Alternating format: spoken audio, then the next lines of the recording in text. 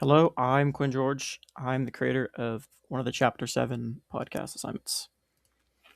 I'm going to be talking about following World War One, and especially the Great Depression, and the two, not just two, the major economic mindsets that came out of this time period.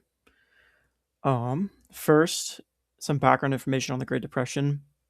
Before the Great Depression was the 1920s, which are called the Roaring Twenties because there was a lot of economic growth following World War One. All these countries were rebounding, and as a result, stock prices climbed. They went up and up, just steadily inclined.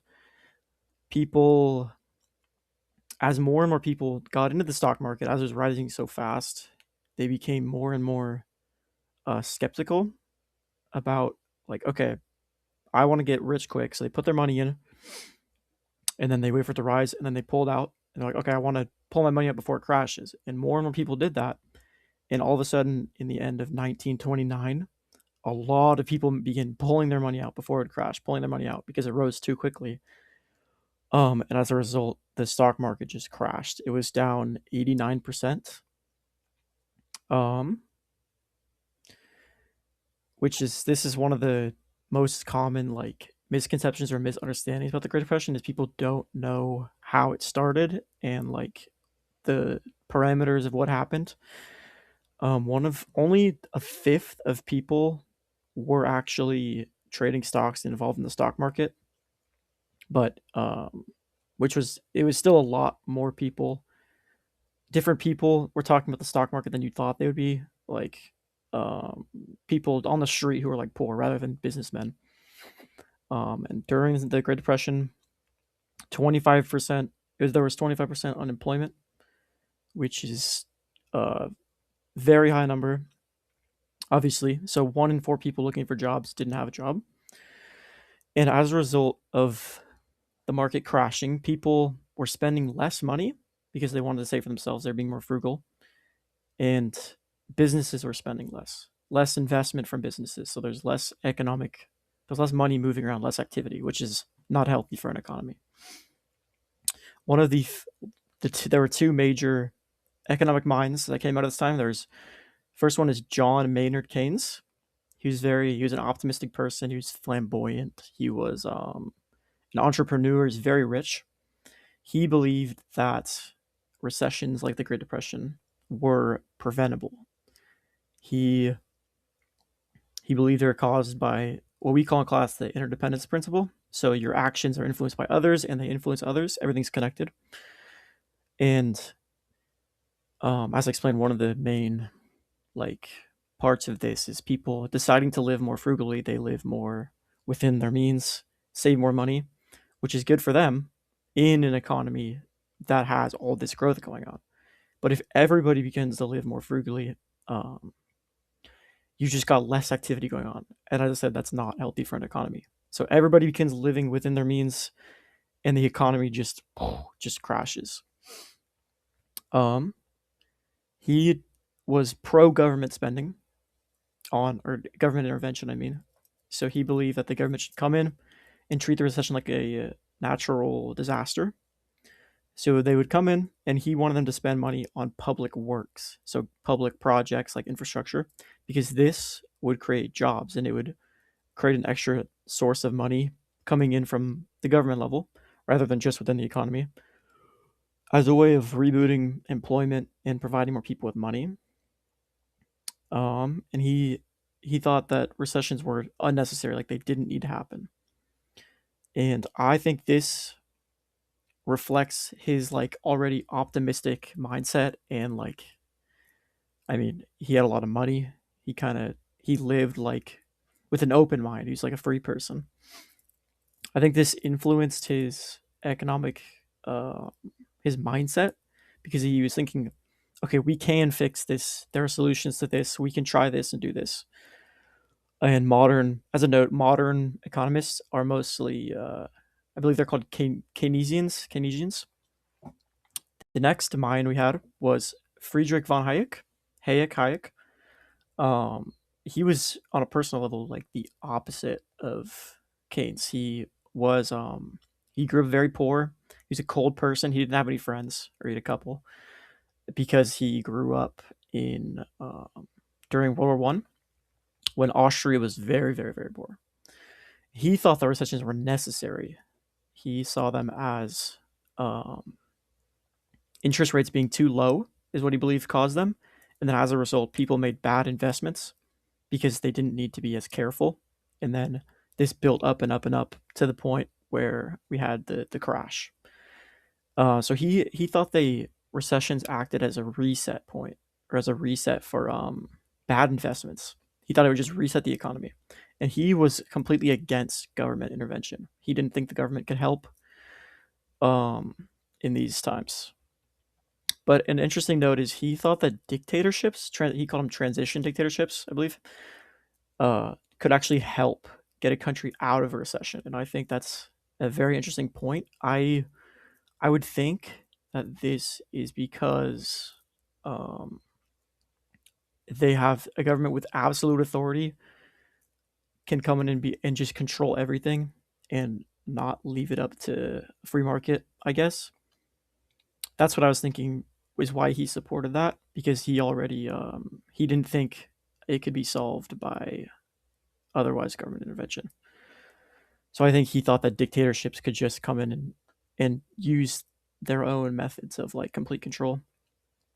One of his main, most notable contributions was the idea of the invisible hand, which is where you have order in the economy come out of people acting in their own interests, like what we had, where he thinks these people are all acting in their own interests, saving their money, um, and out of that, the orders created where this you got all these people doing their own things, and then order crashes the whole market because there's one movement downward.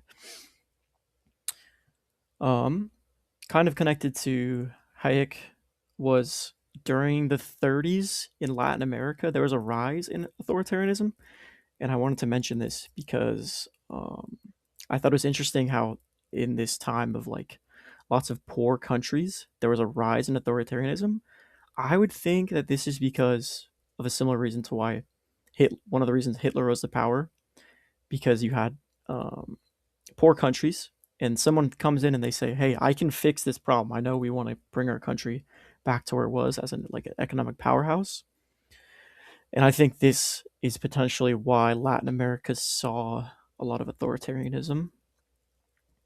Um, as a result of the Great Depression, there was countries began cutting each other off economically, which is kind of the opposite direction they wanted to take. I mean, they wanted to act carefully, cautiously, so bringing things back into their own borders makes a bit of sense, but it ended up not helping.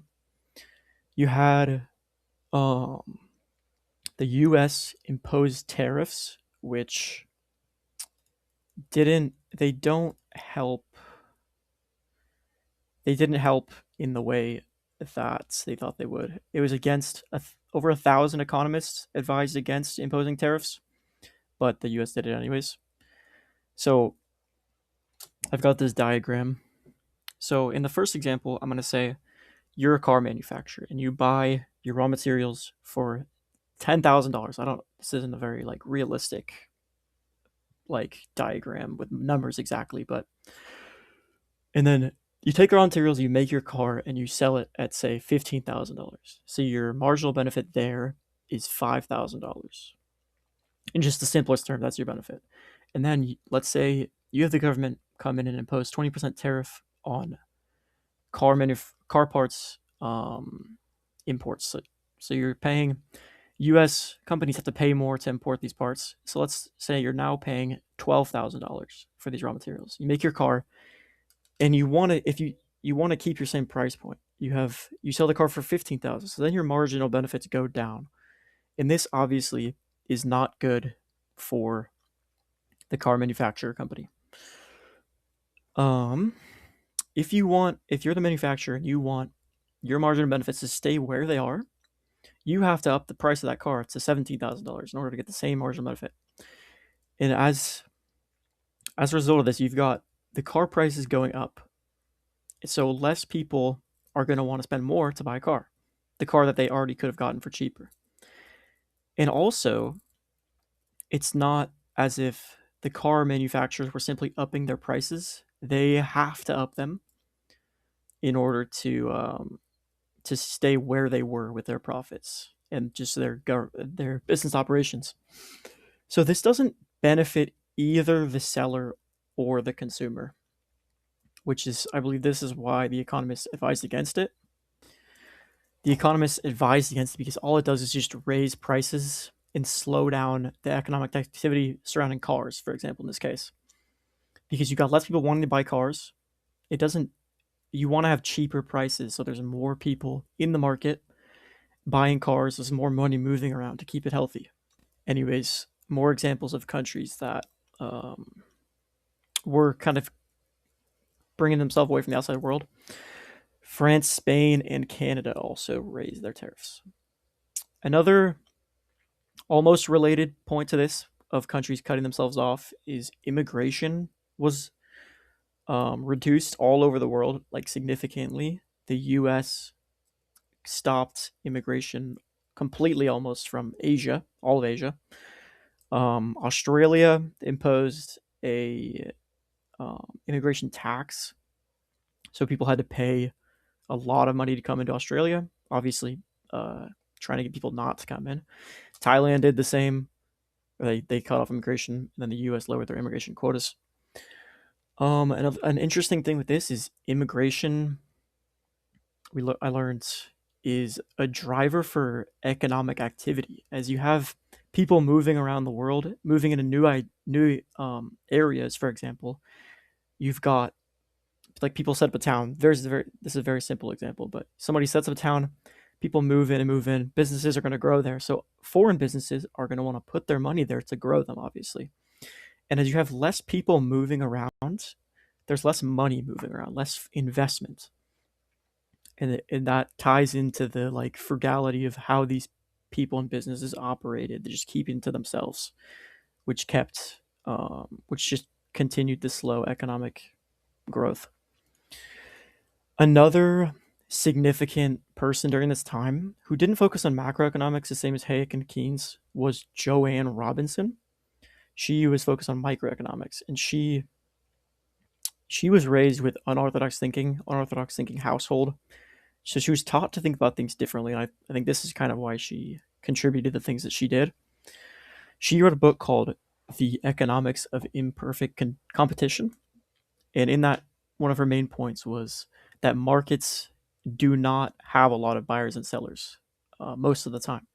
And at this time, economists thought of the economy as having lots of buyers and sellers. So this is what they based their conditions on. This is what they thought about it on. They're like, okay, there's going to be lots of buyers and sellers, and that's the way they came to their conclusions. But she went against this and talked about how this perfect competition is it's a rare case. It's not a common occurrence. Um, she talked about how monopolies were actually they're more common, or she put an emphasis on them. I guess that monopolies existed and they were common. And she talks about this concept of monopsony, which is the idea that the seller of an item where there's a monopoly, the seller of the final seller to the consumers has power over the suppliers. So you've got an example. You've got a company who sells carrots to the general population. They have power, if they're the only company, over the suppliers of carrots because there's nowhere else for the carrot farmers to sell their carrots other than to this company. So the company can go, I'm going to buy these carrots for $2, which would be extremely low in this example. So and these farmers can't say anything about it. But in an environment where there are lots of companies buying carrots from suppliers, the the companies would have to compete they'd have to compete for the carrots by paying higher prices. Because if you're bidding low on carrots, you're not going to get the carrots. So the price of carrots would go up for the carrot buyers. Um, so which would support the farmers better than in these monopoly examples? Um, the final important character from the textbook in this time period was Sadie Alexander. She was a little bit later, but she was the first black woman to have a doctorate in economics. She didn't go exactly into the economy. She has a doctorate in economics exactly, but or she has her doctorate, but she didn't use that in to have like a career field in economics. She worked at her husband's law firm. Um, but she was very ahead of her time with her ideas. She believed in anti-discrimination. Obviously, as a black woman, she's going to advocate for that. But she went a step further and thought of it as it would further not being anti-discriminatory or not being discriminatory in your hiring practices. So businesses, she wanted businesses to hire like all sorts of people, diverse people, because she thought this would strengthen democracy in these companies and just in the country overall if all companies did this. Because at the time you had um, white people dominating fields, and then you had black people coming in, and black people were obviously the out group here, and they were blamed for problems, and they were kept out of the field. And she believed that this, or having diverse workplaces, would prevent extremist groups in the future from coming in and saying, okay, this problem in the country, this is caused by your coworkers who are different from you. They're diverse, they're black, whatever. So she was promoting this idea decades before studies came out that talked about how um, they reaffirmed her ideas that um, places with more diverse workplaces were less susceptible to like extremist thinking or extremist groups because they were less susceptible to give into these extremist ideas because they're like, hey, we are already working with these people who are so diverse, so these ideas have no hold on us because we've seen that they're not true. So to conclude, the Great Depression caused a huge shift in how economists think about the economy on the world scale and also in microeconomics. And it also showed us things that we did wrong and how to be better prepared for the next recession or depression.